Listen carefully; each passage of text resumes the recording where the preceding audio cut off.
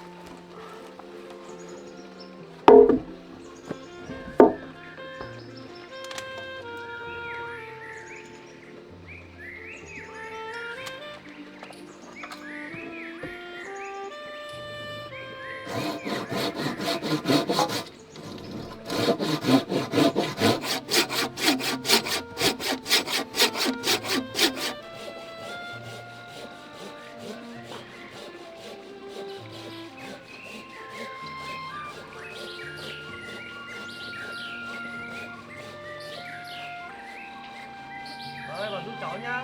Vâng.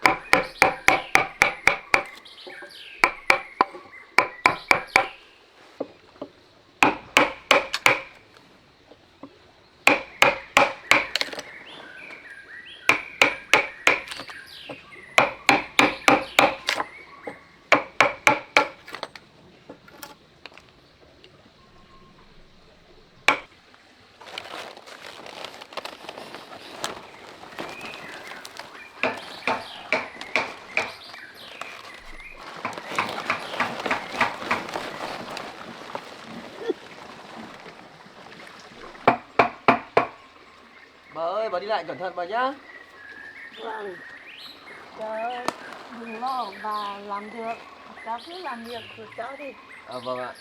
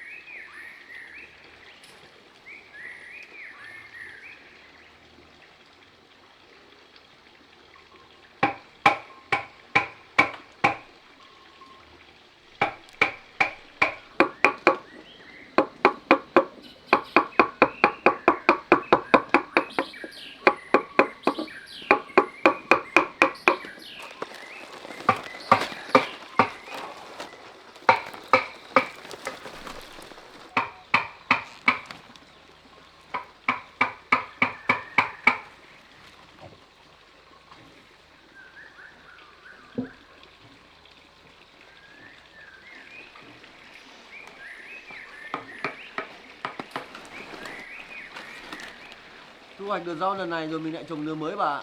Ừ.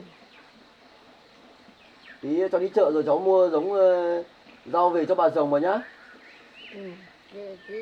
Cháu đi chợ mua rồi bà cùng. Vâng ạ.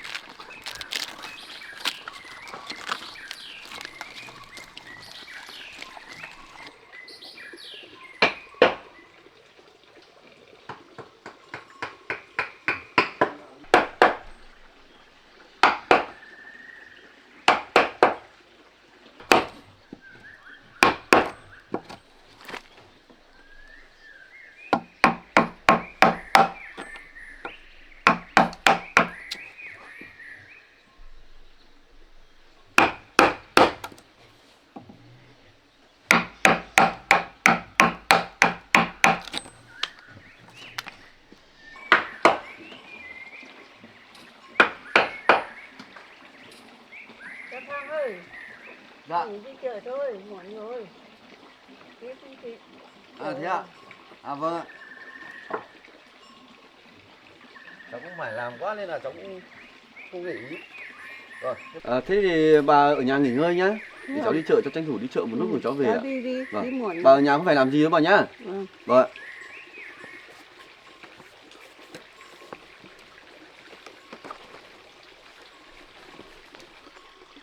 Bà ở nhà nghỉ ngơi nhá, đừng làm gì bà nhá. Vâng, cháu đi chợ đấy ạ. Đi đi.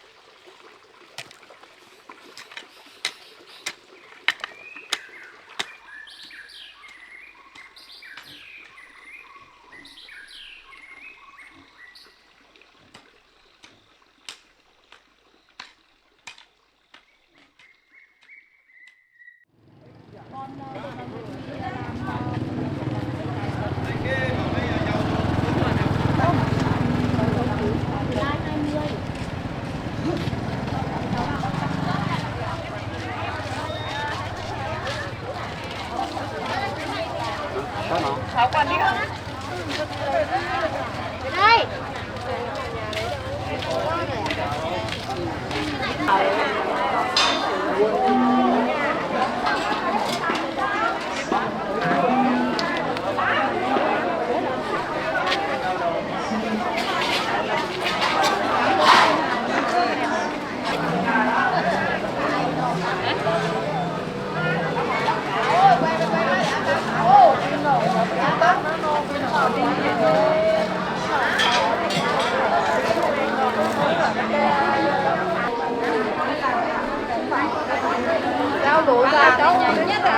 Dạ.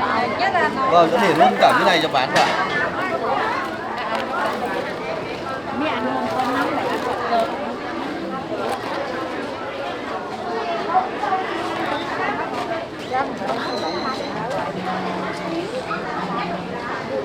Bà lấy một quả à? Vâng.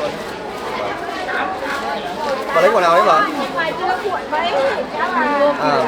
Mua một quả không? Vâng. Bà lấy quả này à? Bao nhiêu một cây á em?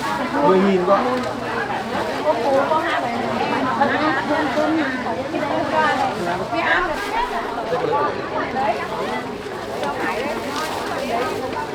Mười nghìn quả bằng ở đây rồi còn gì nữa, phải ăn rẻ một tí mới được. 2 cân đấy. Mấy quả? 10.000 ạ.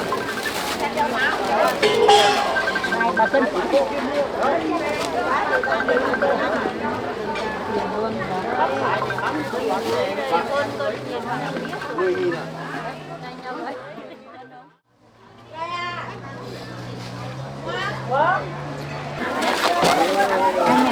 Hai nhà. Hai cái nhà.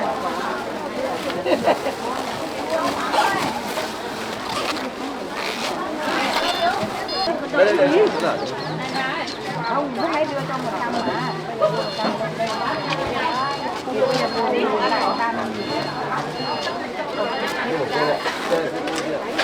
Cho 2 quả nhá đấy. Chị lấy một quả gì đấy. Đấy nhá, chị cho nhá, đừng có lấy tiền đâu nhá. Không mất tiền đi, chị cho. Nhá. Nó vẫn đưa tiền. Con chú ở đây cho chị chú đi. Còn bao nhiêu ấy? Đấy, cho bán cho quả đó bà ơi. Bán quả 10.000 ạ. Bán quả.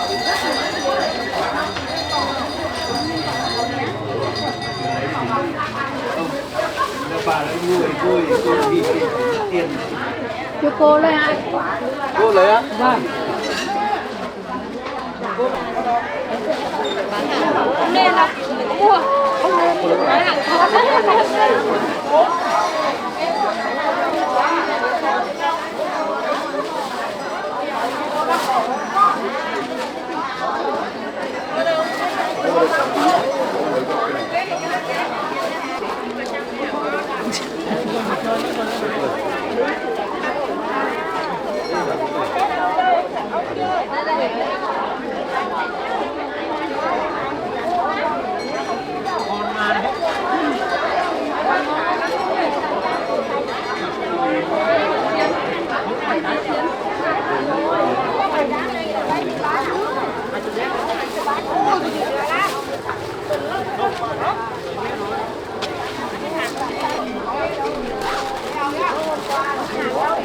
Mấy cái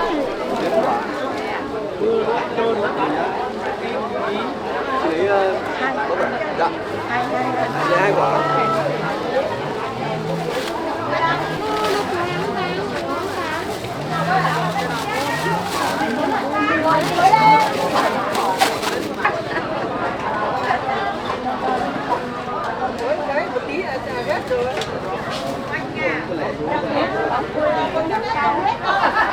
Ôi, nó cứ lẻ cái đổ cho 2.000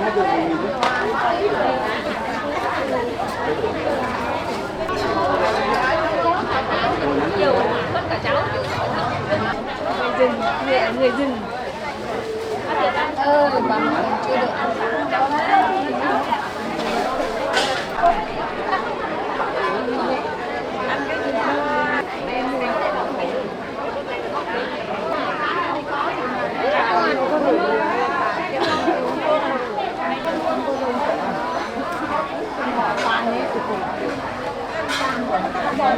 Đây, mua rau đi bà. Cây rau chứ. Bà có cây rau à?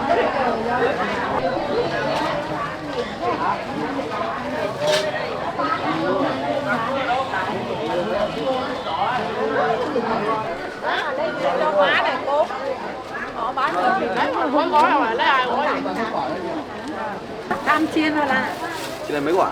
Ui giời ơi. Các bố hả chiên mới làm Dạ. tốt. 10.000 ạ.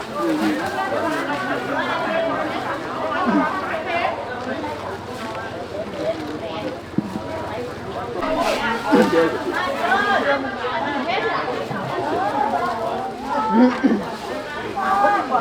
Ôi, ông lấy rau ạ? Đấy ông ơi. Cháu nông trại cháu trồng được ạ, trồng nhiều không quả.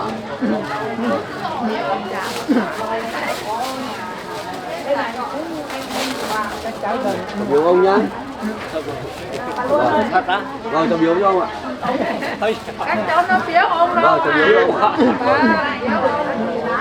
Cảm ơn nhá. Vâng. Ông cẩn thận nhá. Ông vẫn đi xe máy được đấy. À, ông vẫn đi xe máy được ạ. Ông ơi trong Trung Quốc cái gì ạ?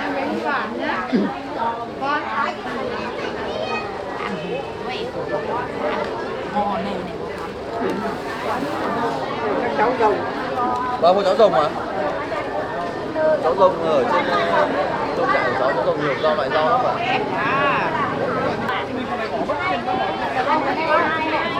Rồi, rồi.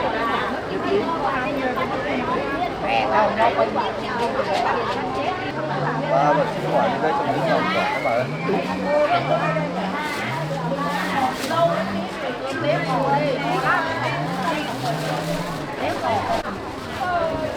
Ơi, Trong trại của cháu dòng dùng rất là nhiều loại rau ấy. Cháu nấu vào một quả và ăn thử. Bà cảm ơn nhé. Vâng. Và về cẩn thận vào nhé. Vâng.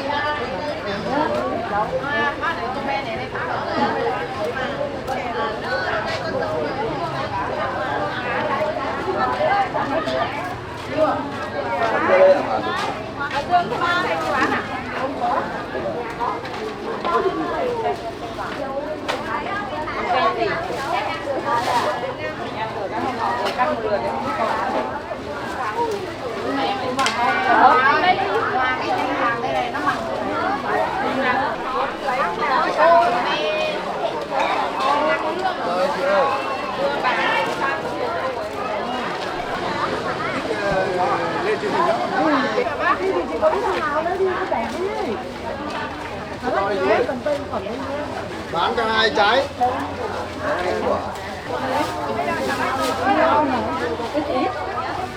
Đấy, con ngồi lên trên cái cao này đấy. Cái cao này đấy.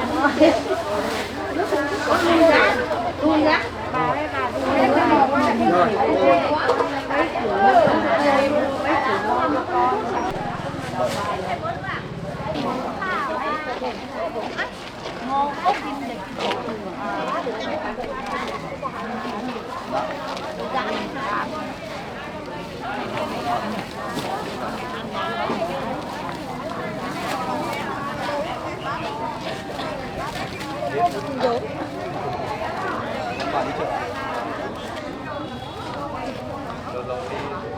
Dạ.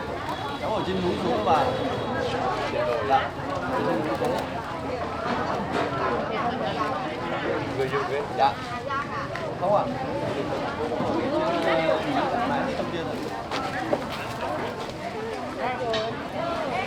Vào nhé. Vào về nhé.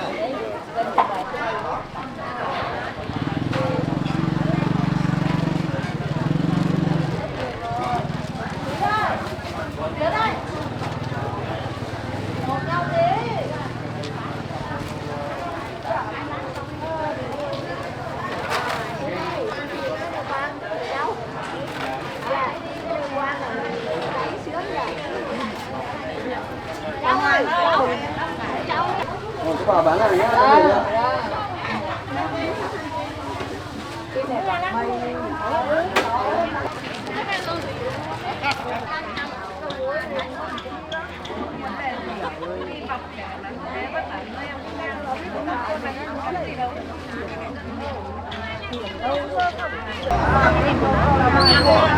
Đây là bắp cải à? Không phải đông lạnh. Cái này là cái gì? Đây là cần tây. Cần tây à? Đây súp lơ. Đây là bắp cải à cô? Đấy là bắp cải. À.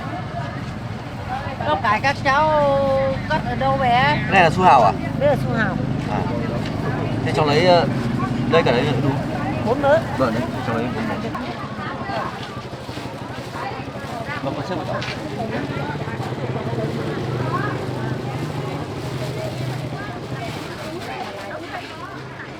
Cháu có tiền này. 80.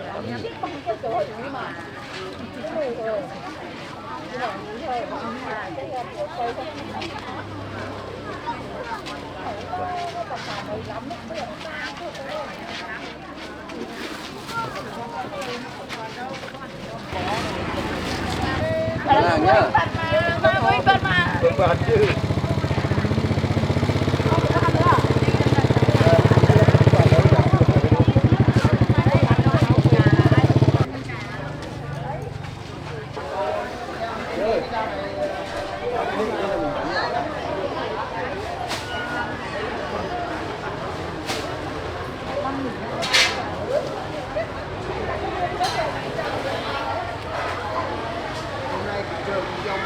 Cái này là nó rộng bao nhiêu gì?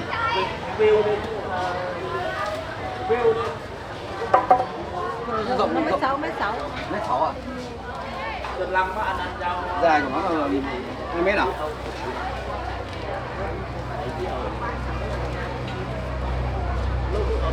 Dài hơn nhiều.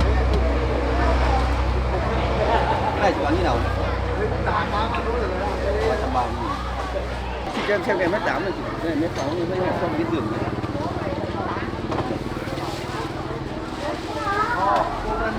Đây à?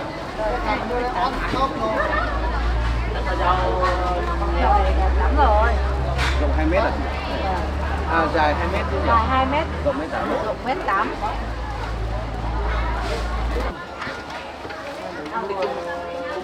Bao nhiêu tiền đấy chị? 350 nghìn. Dạ, tôm vịt. Đây 350 nghìn đấy. 350 nghìn. Chị có ga không? Có. Xem rồi. Xem cái ga giải. Hai mặt này, hai mặt này. Cái này làm gì? Màu nó của cái đồ Cái cái này. À không, cái đấy cũng được nhỉ? Rồi cái đấy. Hầu nhất chục 190, còn bằng 190, bằng cái chục bằng làm Đây có tiền. đụng năng 80 nghìn. Cái này 40 nghìn. 120, 120 350 là 450. 470.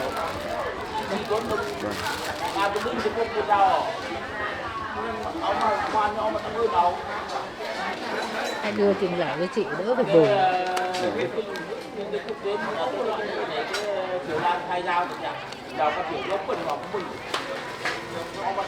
Điều trên này. Cảm ơn chị nhé.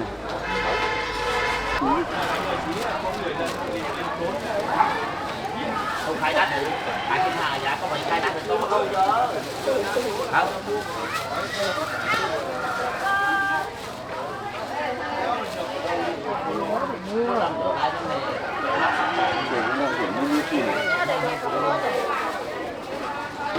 Bố làm chuột lại nó đi lại làm cái cặp mặt mũi tinh.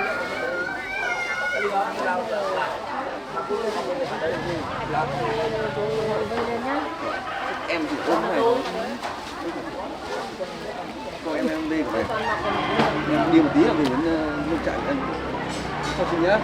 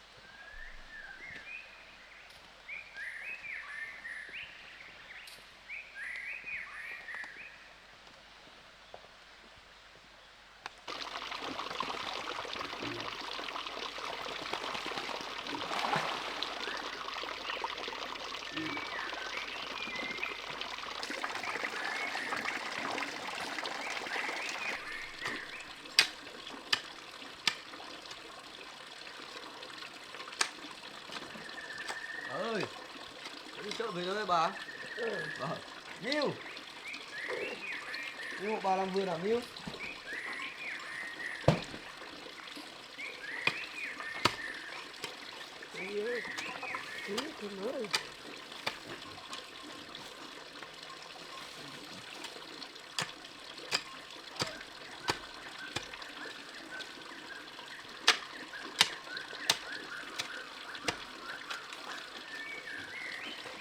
Miu.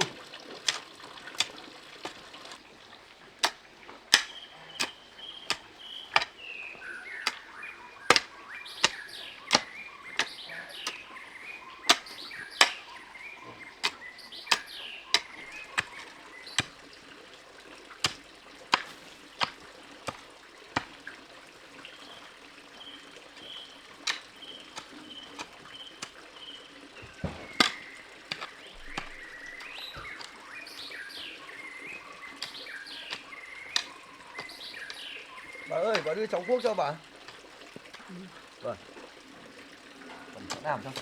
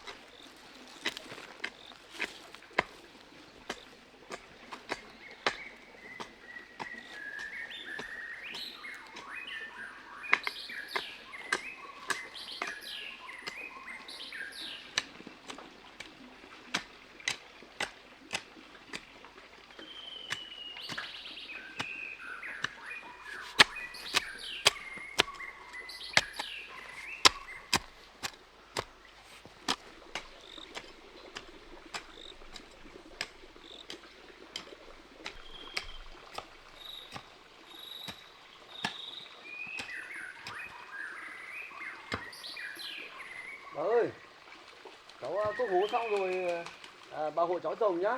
Để cháu đi hoàn thiện nốt cái giường nhá. cháu cứ đi làm cháu việc của cháu. Vâng ạ. Thế bà hộ cháu nhá bà nhá. Vâng, đó rất là Vâng ạ.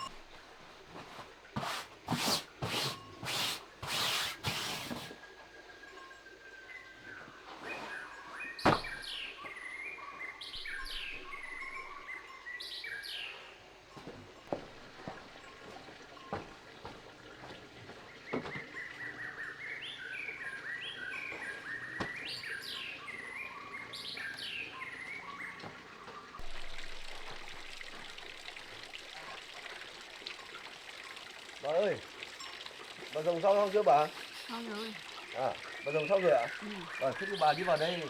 Cháu vừa mới làm giường cho bà xong ấy. Bà vào xem bà có thích không bà nhá. Vâng, đây bà.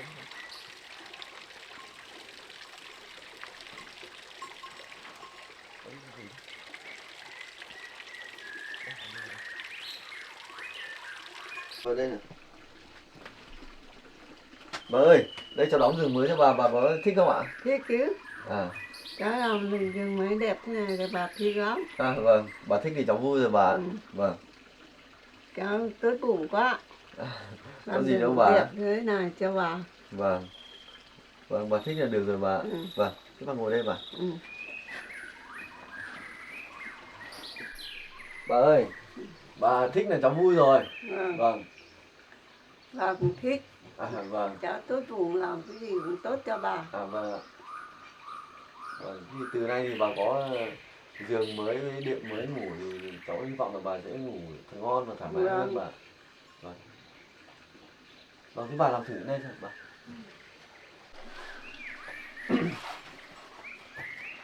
Đấy, bà làm đây.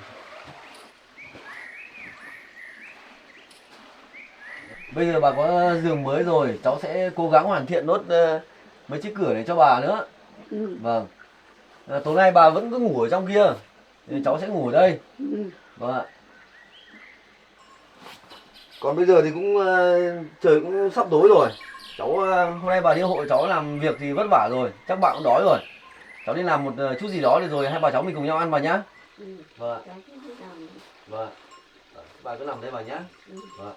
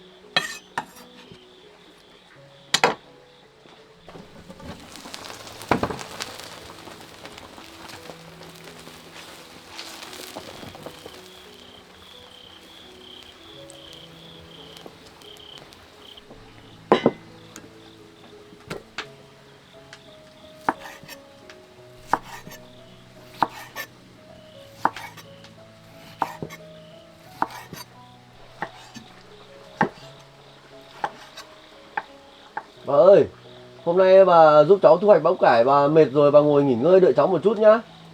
Cháu nấu ăn một chút là xong rồi ạ.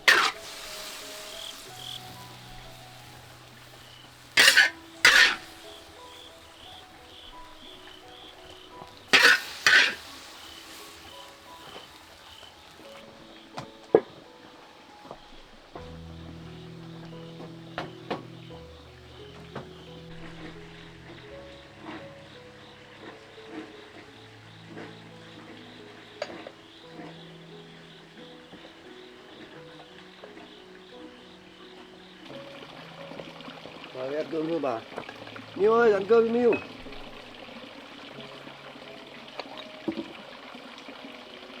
Bà đói chưa bà? À vâng.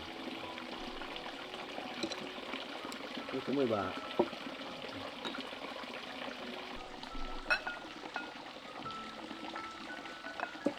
Nào, ăn cơm đi Miu.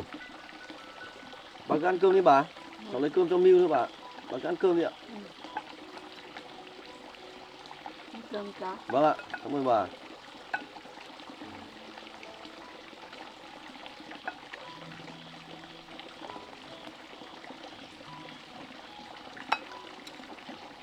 Miu đói chưa Miu?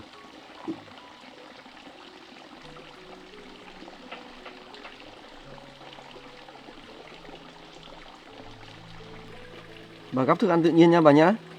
Ừ. Đó. Vâng.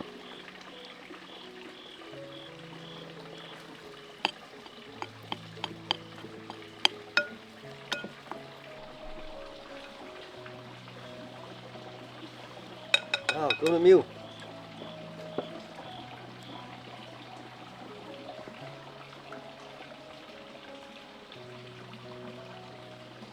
Ngon không Miu? Rất đói rồi. Vâng, chắc đói rồi mà. Rồi, xuống với bà. Bà ơi. Bán nhiều vào.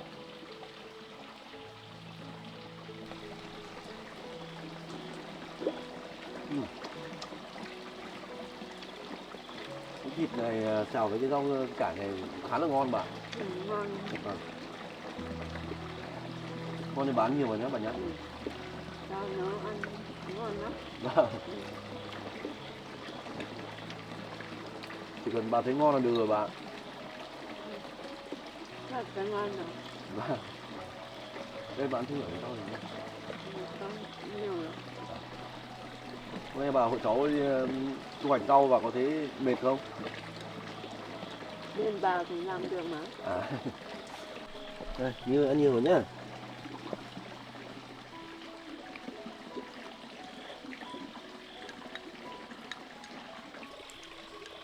Bà cứ ăn cơm tự nhiên mà nhá. Vâng. Bát cơm này hết rồi, trong nồi kia vẫn còn nhiều lắm. Ăn Người ăn rồi. hết mình lại sớm mà. Mà thấy ngon ăn mà. Bà thấy cháu nấu món ăn như nào ạ? Cháu ăn ngon mà. Cháu nấu ăn ngon lắm. Bà nấu cũng rất là ngon bà. Cháu còn phải học hỏi bà nhiều đấy. Bởi vì cháu thấy bà nấu ăn rất là ngon. Vâng. Vâng. Từ cháu nấu cũng ngon mà.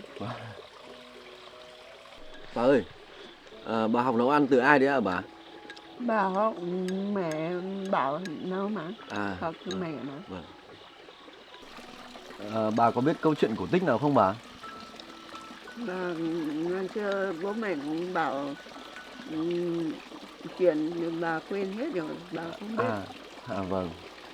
Hôm nào cháu có thời gian thì cháu đọc sách cho bà nghe bà nhá. Ừ. Vâng. Cháu thì hay đọc sách bà. Nên là ở trong sách nó cũng có rất nhiều câu chuyện hay. Rất nhiều câu chuyện thì bà không biết thì không biết đọc. Không biết đọc câu Bà chuyện. không biết đọc thì hôm nào cháu có thời gian cháu sẽ đọc sách kể chuyện cho bà nghe.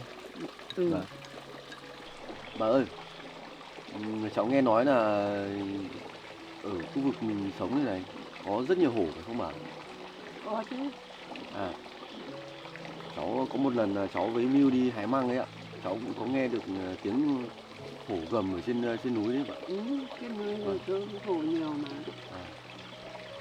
Rất là nguy hiểm bà. Ừ.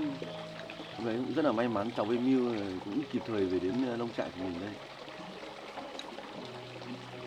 Ngon thế này thì được tốt rồi. Vâng. Bà ơi, cháu nghe nói là các cụ ngày xưa có yêu nhau đâu mà sống được với nhau cả đời đấy bà nhỉ?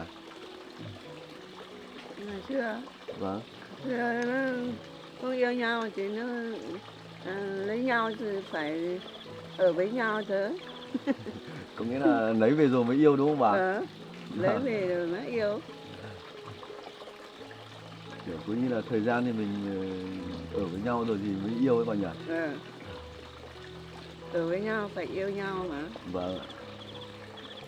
Bà ăn đi bà. Bà ơi, chắc là cháu ế rồi. Đến tầm tuổi này rồi mà chưa có con nào yêu cháu bà. Có lúc thì có cháu giỏi giang thế này biết làm việc nọ kia thì nó có người yêu thôi, có lúc vẫn có người yêu cháu. À thế ạ. Ôi cháu thì cháu đang sợ ế này mà. Sợ ế đâu. À thế ạ. Cháu hy vọng là sẽ có một cô nào đấy. Có, Dạ. vẫn có. Vẫn có. Ừ, có lúc có. Vâng. Cháu thì vẫn đang sợ ý lắm bà.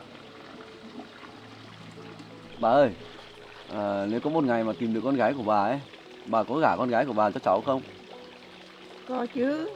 Cháu giỏi giang thế này thì bà tìm được con gái thì bà được cháu làm con gì bà thấy vui lắm rồi.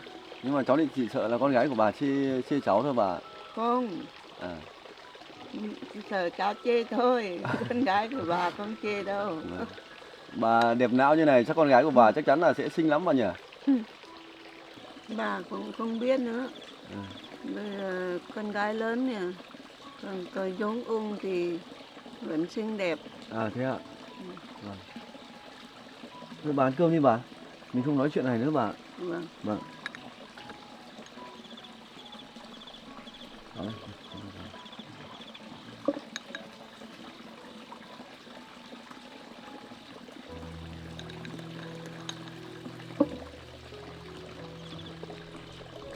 Bà đừng buồn nhé. Cháu vẫn luôn tin là sẽ có một ngày là cháu sẽ tìm con gái được cho bà. Bà ăn đi bà. Vâng.